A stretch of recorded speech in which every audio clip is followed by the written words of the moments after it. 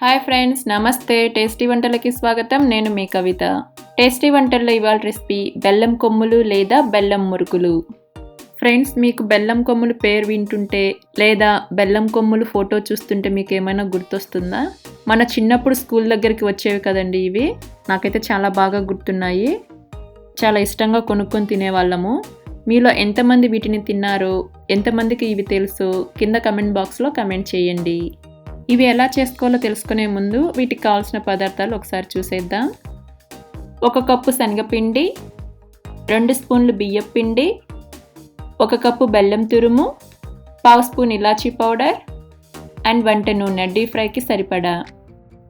కావాల్సినవి చూసాం కదా. ఇప్పుడు తయారీ విధానం తెలుసుకుందాం. మిక్సింగ్ బౌల్లో శనగపిండి, బియ్యపు పిండి, 1 స్పూన్ వేడి నూనె వేసి స్పూన్తో కలుపుకుందాం. వేడి నూనె కదా, చేతితో కలుపుకున్నామంటే చేయి కాలుతుంది కాబట్టి ఫస్ట్ స్పూన్తో కలిపి తర్వాత చేతితో కలుపుకుందాం. ఆయిల్ వేడి తగ్గింది. ఇప్పుడు చేతితో పిండిని ఎక్కడా ఉండలు లేకుండా నలుపుకుంటూ బాగా కలుపుకోవాలి. మీకు కావాలంటే ఈ పిండిలో చిటికెడు సాల్ట్ కూడా వేసి కలుపుకోవచ్చు. ఇప్పుడు ఈ పిండితో 2 రకాలుగా బెల్లం కొమ్ములు ఎలా చేసుకోవాలో చూద్దాము. ఫస్ట్ కొద్దిగా పిండిని ఒక సైడ్కి తీసుకొని అందులో కొద్దిగా నీళ్లు వేసుకుంటూ పిండిని చపాతీ పిండిలాగా గట్టిగా కలుపుకుంటున్నాను.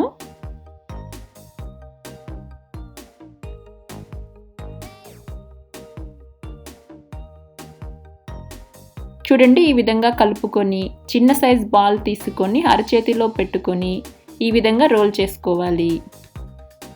మనం రోల్ చేసుకునేటప్పుడు మరీ మందంగా మరీ సన్నంగా కాకుండా మీడియంగా రోల్ చేసుకోవాలి. చూడండి, ఈ విధంగా రోల్ చేసుకొని మన వేలు పొడవు సైజులో తుంచుకోవాలి. చూడండి, ఈ విధంగా చేసుకోవాలి.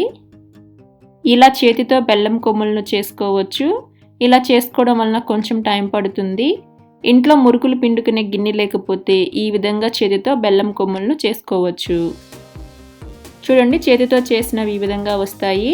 ఇప్పుడు వీటిని పక్కన పెట్టి ఇంకో విధంగా బెల్లం కొమ్ములను ఎలా చేసుకోవాలో చూద్దాము. ఇప్పుడు అదే పిండిలో కొద్దిగా నీళ్లు వేసుకుంటూ పిండిని మరీ గట్టిగా కాకుండా కొంచెం లూజ్గా కలుపుకోవాలి. మనం మురుకులకు పిండిని ఎలా అయితే కలుపుకుంటామో ఆ విధంగా కలుపుకోవాలి. చూడండి, ఈ విధంగా పిండిని కలుపుకోవాలి. ఇప్పుడు మురుకుల గిన్నె తీసుకొని హోల్స్ ఉండే మోల్డ్ని ఈ విధంగా సెట్ చేసుకోవాలి.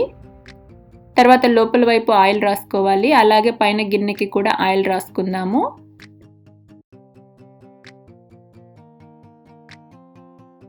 ఇప్పుడు పిండిని తీసుకొని మురికెల గిన్నెలో పెట్టుకోవాలి. మరీ పైన వరకు కాకుండా కొంచెం వెలుతిగా తీసుకోవాలి.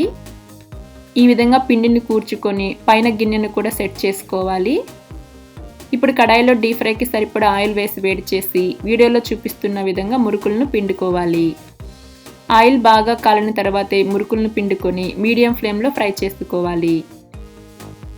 ఇవి ఒక సైడ్ ఫ్రై అయ్యాక ఇంకో సైడ్కి తిప్పుకొని ఫ్రై చేసుకుందాం.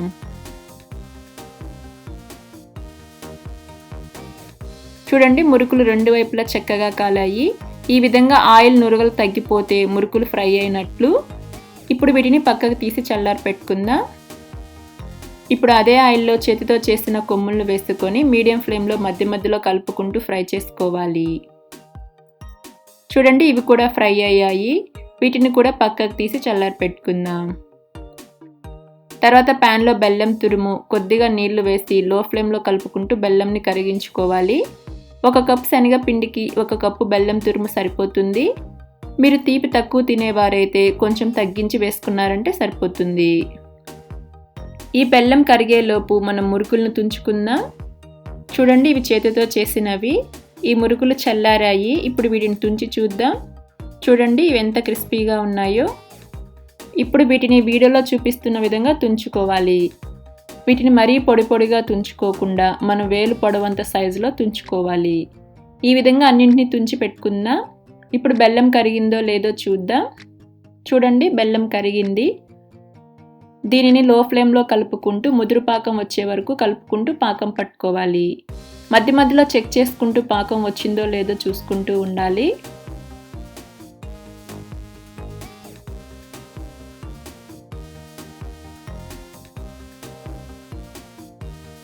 చూడండి, పాకం వచ్చింది. మనకి ఇది కొంచెం ఉండలాగా ఫామ్ అయ్యేటప్పుడు ఇలాచీ పౌడర్ వేసి కలుపుకోవాలి. తర్వాత తుంచుకున్న మురుకులను వేసి వెరీ లో ఫ్లేమ్లో బెల్లం పాకం మురుకులకు పట్టేలా బాగా కలుపుకోవాలి. చూడండి పాకం మురుకులకి బాగా పట్టింది. ఇప్పుడు స్టవ్ ఆఫ్ చేసి చల్లారి పెట్టుకుందాం. చల్లారిన తర్వాత చూడండి పాకం అంతా మురుకులకు బాగా పట్టింది.